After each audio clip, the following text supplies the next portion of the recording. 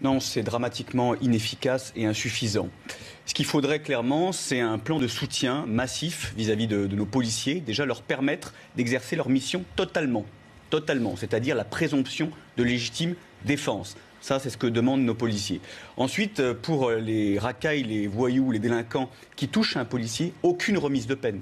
Aucune remise de peine pour celui qui s'attaque à un serviteur de la République. Et si quelqu'un venait à tuer un policier ou un gendarme, perpétuité réelle. C'est-à-dire que cette personne finit ses jours en prison. Aujourd'hui, la perpétuité n'existe plus dans notre pays. Voilà. On a une perpétuité de façade, mais clairement, aujourd'hui, il faut remettre cette perpétuité réelle.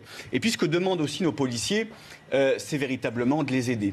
Et pour les aider sur le terrain, il faut un moratoire sur l'immigration. 90% de la violence de rue est liée à l'immigration anarchique dans notre pays. Un moratoire sur l'immigration permettrait notamment d'alléger la charge de nos forces de l'ordre sur le terrain.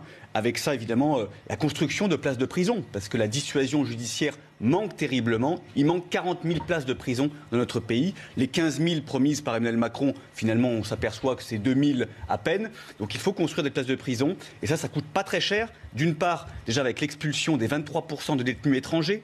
Ensuite, passer des accords avec les États étrangers pour que les détenus puissent faire leur peine dans leur pays. Et ensuite, pour les petites peines, qui encore une fois, nous avons beaucoup de retard dans ce domaine-là, il faudrait, réaffecter les bâtiments vides, que ce soit les casernes, que ce soit des hôpitaux, pour des centres fermés, pour permettre justement à des délinquants de passer des courtes peines et donc de prévenir cette petite délinquance qui peut ensuite s'envenimer.